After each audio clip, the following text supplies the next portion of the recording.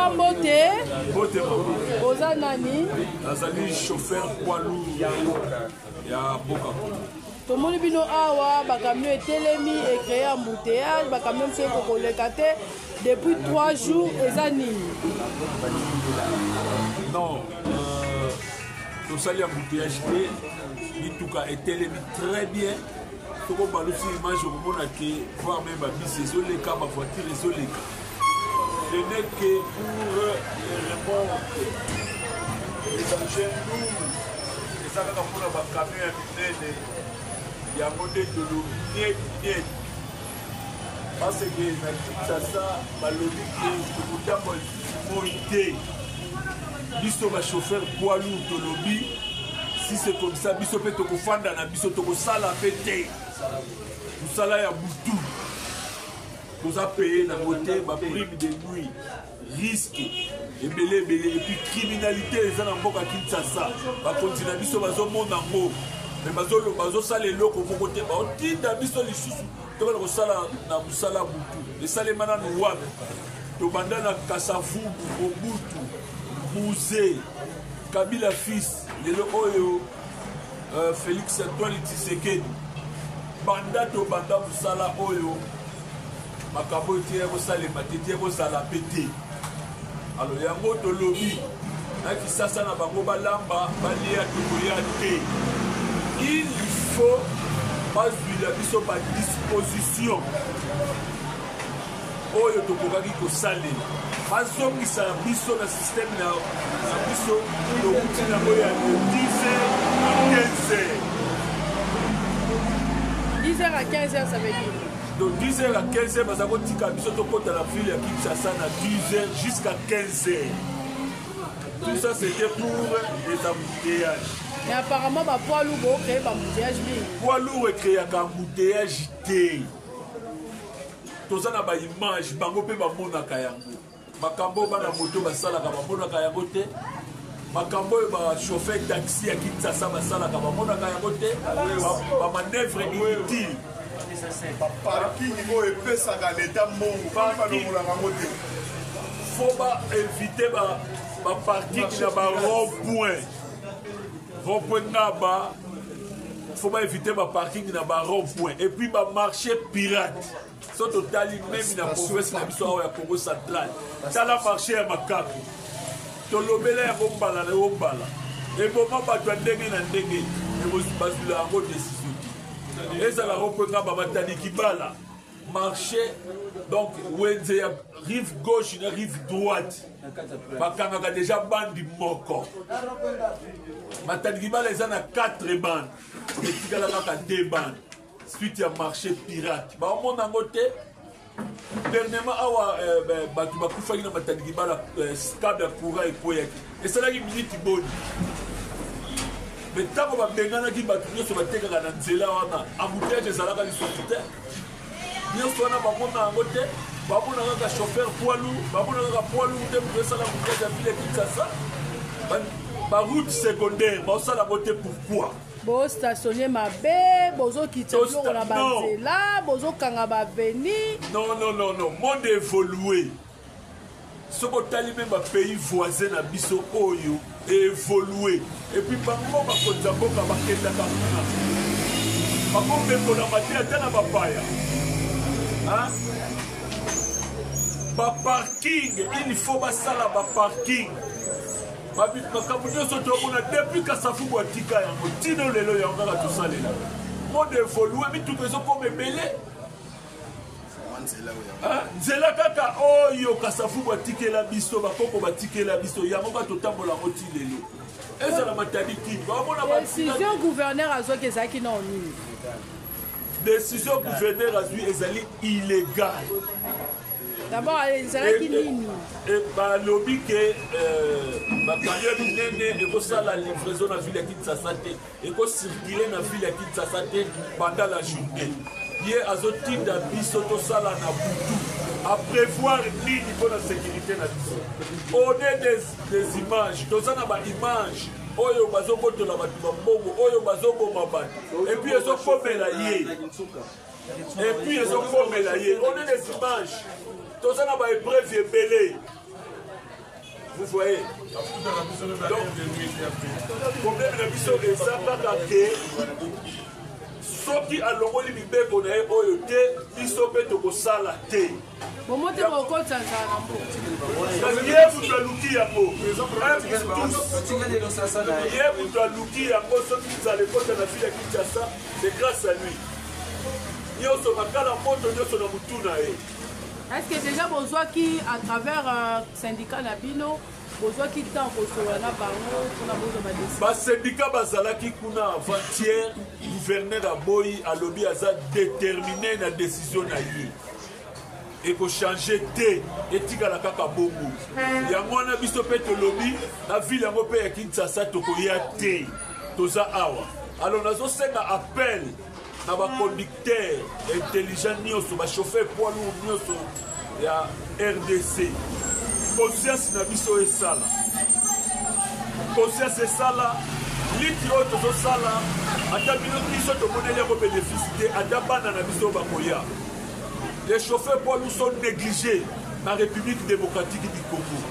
Babosa dit que pour ata papier oyo hier que dakanango na nzongo inene chauffeur poids lourd amembaka ngo. Ata elamba oyo alati se chauffeur alongolango na port akena ngo Kinshasa. So balobi ke yaka na avion chauffeur kaka kolongolango na aéroport akoma nango na entrepôt. Ezala lipapa olati. Nyonso oyo tosalelaka. Etabolaka na nzela oyo biso nde bato tomembango parce que train ezalaka na pe lisusu nyonso ezalaka na poids lourd. Mais pourquoi toza négligé? Pourquoi toza lokola bapapier hygiénique na mboka oyo? Vraiment chef de l'État tozosenga intervention na yo tolingi peuple congolais bapesa biso valeur batia biso na bisika na biso. Je vous dis, je vous remercie. Bonne compréhension. Merci beaucoup, Nakiki.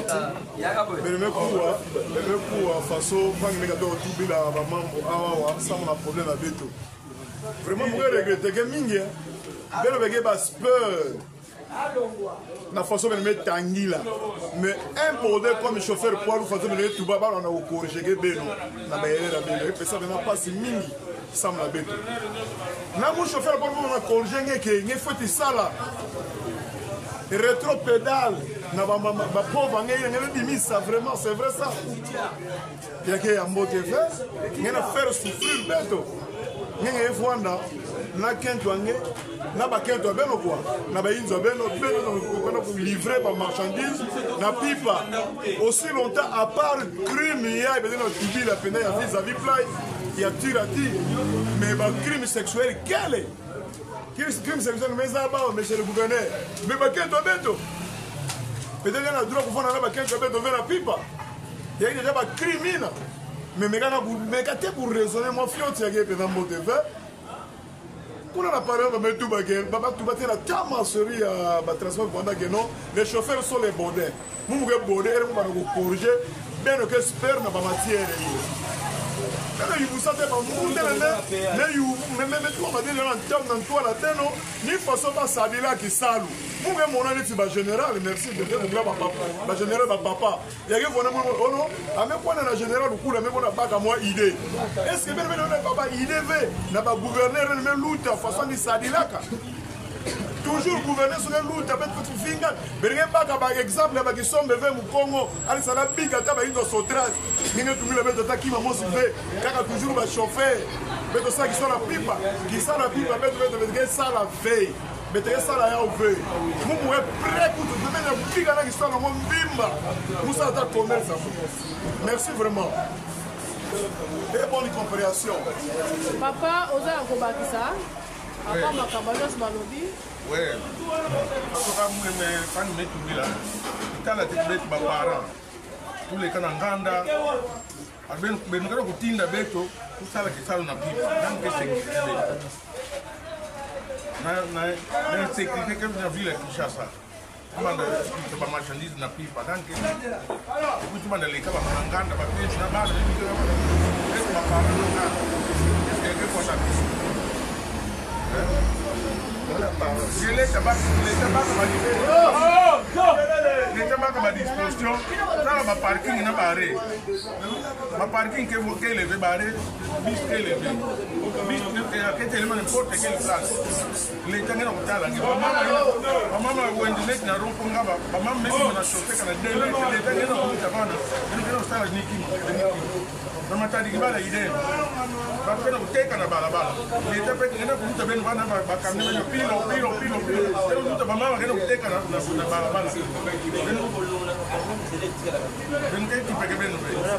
Ba mekmengo ba kele solution kaka ba.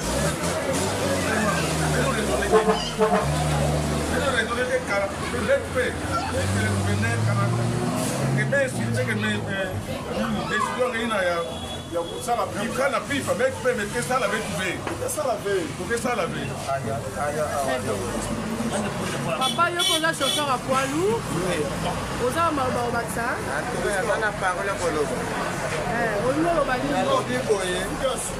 Donc, il y a des changements à moto.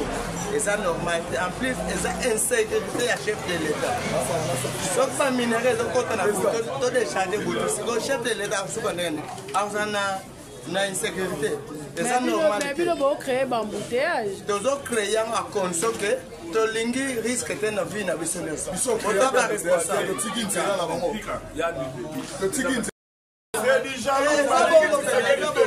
Occasion tozwi ya mwana mboka nyonso ezalaka dute Tshisekedi ye moko prêtre de ligo na kati ya mtoto okomprendre tobana kombruyaka ye tobana kosalaka bacomparaison rien oyo elekaki batika na touche biso bachauffeur te rien bakotouche biso bachauffeur omoni mwana mboka ye wana bazotouche mais c'est du jaloux balingi Tshisekedi te me bazokosa wana nyonso biso toyebi yango ti père zila biso solution mais bachauffeur poilu bakoka nzala te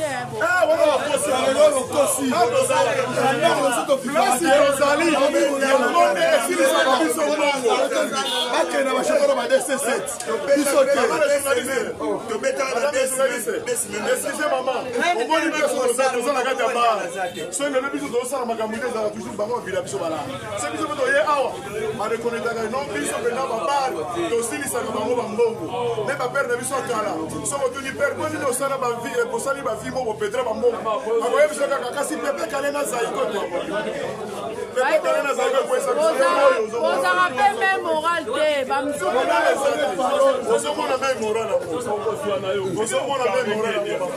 bokosupporte un mois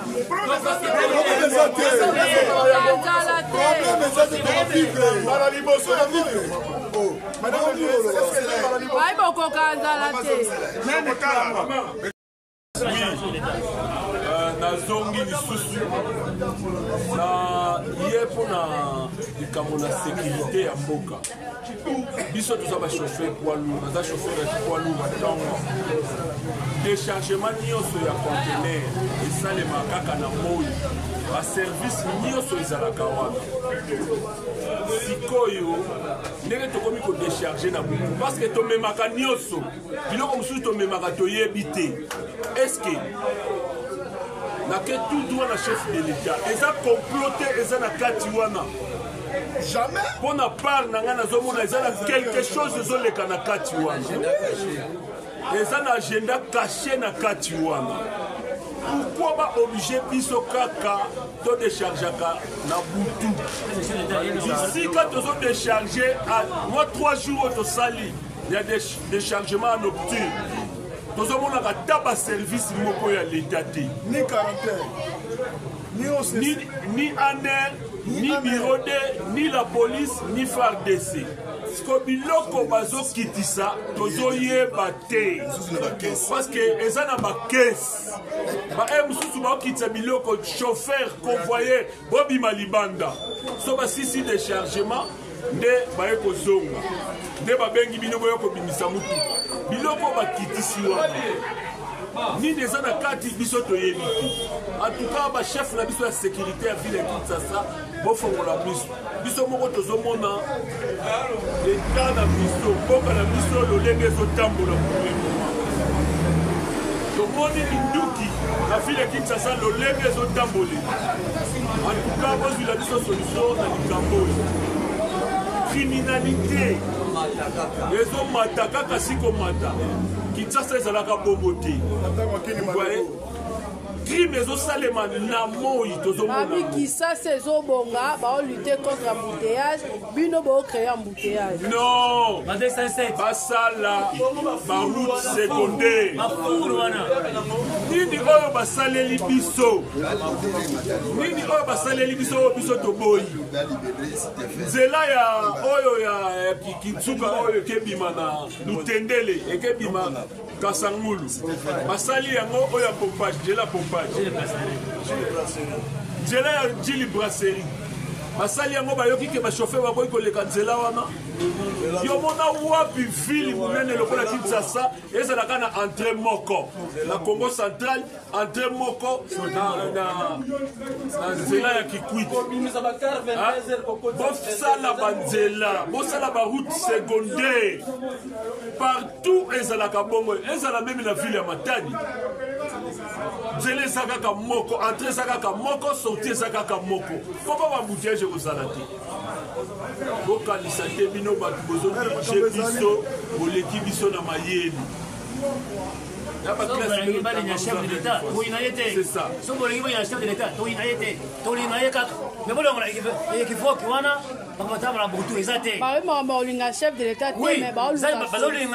chef de l'État.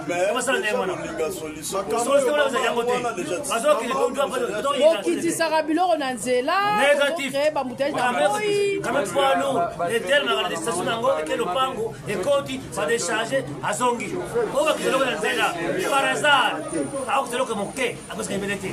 Moi, toi, quand tu sais, il y a un côté là, à quel est-ce que la société va voir à côté? Pour le savoir, tu vas dire, fais-le, on s'en va faire incompétent. Reprenons, voilà. Bis de route, on a 10 ans de tournée. On doit un rond-point normal, sans de la côte de la chaussée. Quand c'est la thème, à tout changer, fais-le, la savane va passer 1000 francs pour libérer bis de ça à atteindre. Faut qu'il y ait un PC. Embouteillage au Créma. Moto, à côté de la libération, 4 bandes, parce que les bandes. Or, bandes ne fallait pas. Moi, j'ai dit, Moko, c'est la société. Ça, vous continuez, discontinue. Quand on parle de discontinue, pas qu'à mettre des balles, donc, la société. Jamais, parce que la moto, pester, ça n'a pas. Pester, rester à l'aise à trop, parce que la pester, la compétence, c'est ce mandat. On va créer un embouteillage. Ce qu'on a rompu, 10 pester, ça va faire la moto. Que la tour s'est mirée, que la nation, que la responsable, la pester, la tour de moto. Un embouteillage, ça vient. Pourquoi? Bao bana kutumba ke met ba chauffeur a poilu ke provoquer embouteillage. Ya ke incompétence ya bao ba kufumu na irresponsabilité na bao.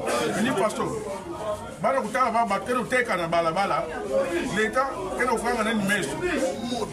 Bana ba décence. Bana kutuler na n'importe quel place de tout kala na ngare. Bana ku charger ba tout l'État ke no mona.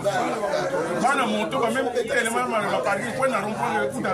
Bana moto meka nga banda mbimba bite. Kuka ba ikele village ke ba wana na ba police ke ba wana village ke ko le mo 5 ans na poche ana ko kipena ndbe ka ba chauffeur ko be ya ken compétence ya l'état na irresponsabilité nani député mo ko ba ibo ko ba no pe grève be petala yani gouverneur andi siama kana de suna ndina andi ke mona be pebe ya kusiama pebe ke arbitrer pour ça même que mané ça que ça pour avec te wana be awa kana yani me kama kana de suna be bango moko nanu bazali premier ya kokota deuxième bande bango moko bakonzi eza poids lourd te ekotaka deuxième bande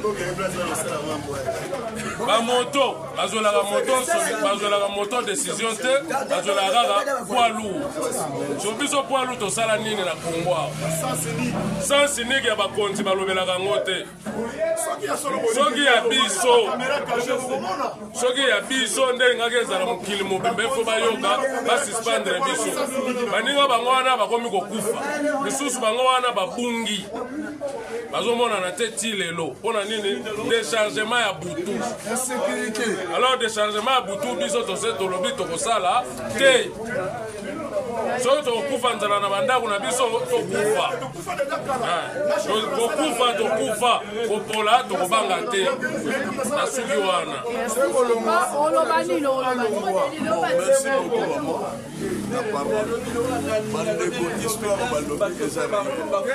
Premièrement, l'État, le service routier, les débats, les animaux.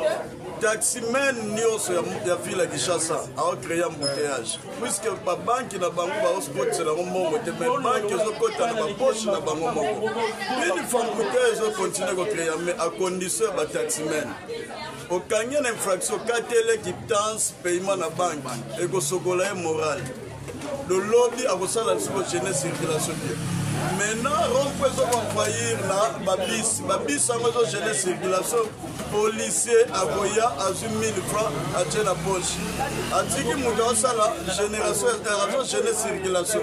Est-ce que eza réel walongi esa telemaka bongo ye bango moko baomona na ville ya Kinshasa na moment oyo asali kopesa mesure oyo combien d'embouteillage ezozala na kati ya ville ya Kinshasa. Est-ce que déchargement eza ya poids lourd biso tozozala wana te mais embouteillage ezocréame pourquoi total exemplaire bazwi baJR batie na route nationale ya ville ya Kinshasa embouteillage ezozala te so bazongisi la police pese embouteillage ezongi pourquoi l'incompétence puisque mutu alongo na ndako aye na calcul ya koluka mbongo na maboko ya bataximen po bacreye embouteillage eloko ezosala mpasi ya mwana incompétent ya service routier eza problème ya poids lourd depuis époque ya Kasavubu Lumumba tout ezalaki ti lelo ozoloba bakami ekomi mingi ntango ezokita na baport ozowela boswaswana ozoresone teke bolobaki notre intercale puisque mboka ekomi étouffé après boya bakofaire souffrir biso basi tomonaka bango te biso tokoma bafase otravaille na butu otravaille na moi lelo oyo soki na ye na virage na kwitsa poni na bomi bato baza na kati ya bisi faute ya nga ubeza ya gouvernement asango batie butu mpo bopemaka okopema nini nga na koti 22h embouteillage wana nyonso nake batende place ya kodécharge 1h babandi décharge mafona wela 4h na longwa nalali te nazowela 4h nabima ville ya Kinshasa mpona pema na nzela na ye mpe ntongo etanalinga ville yango na mibimeli yango te ogare estce kolala bien na kati ya kami eza na climatiseur ezalaki na odémarre banda ntongo ti butu ekoya mpo yolala basala le nécessaire na bamanda na bango nde bazolekelaka basala le nécessaire tomona ya kimbuta atongisa baosecour na bawenze emonana bango mpe bawela palu te bawela ndenge moninga alekelaki mpe basala oyo bato tomonaki na miso baya na palu te makambo oyo azotiela biso tokota Kinshasa na butu tosala badéchargement nature estce eza na ordonnance nini ya loi oyo ya mboka oyo bakenda kovote oyo etieke bashofer bana kodéchargaka na butu tozona bacontener mosusu tozalaka nango eza bacontener biloko eza na kati toyebi soki minduku mipai tozodécharge yango toyebi te na butu ndenge wana parfois mutu shofer konvoire akozala fatigué alani si bazosala déchargement mokotutuka okoyekotimusa yo namuka camion esili ya mibale charge tozotambola okende na désignation na déchargement embouteillage okanga yo le 22h okangami na embouteillage si okoma na destination na limité lere mosu okomona okomi limité 2h du matin 3h du matin po décharge lere nini po obimisa motuka lere nini okende garage bakoza mpe na bapani basala oyo eza kotia bashofer na visibilité akotia bavie ya bato mpe na danger bamisu bazosala baintegration na butu po bateka nsima bateka bilo mosusu barekipere mbongo na baklia wana sécurité mpe batie mpo na bashofer eza te nyonso wana ezani bacriminele bakoprofite mpe na badesordre wana bomeka koresone na eloko wana bolo basala basiege bango nyonso bayeba nini esengeli bakokosala mpona likambo baluka batia vie na chauffeur na kimia parceke baza mpe baresponsable baza na basi baza na bana baza na bafamille na bango kame mpo bazala na kimia te bazosala mosala koma vie ya chauffeur ekozala na kimia te likambo nyonso etombaka na chauffeur likambo nyonso etombaka na chauffeur mpona ekombaka na baenseignant te mpona ekendaka na bisika mosusu te kaka bachauffeur chauffeur asala nini na antuka beluka nanu koranje likambo oyo po te bozwa solution ya bien so atelemi na décision na alobi akolongola te bino bosala ye te aza lokola biso azosala ndenge biso tozosala bato nzo baza na esika me baministre basiege basala conseil de ministre mpo batala likambo oyo bazwela yango solution bato tozolala na condition difficile eza kitoko te lokobanda eza nongwakosimwa jambi tokwana basiege bayeba nini esengeli basala mpona likambo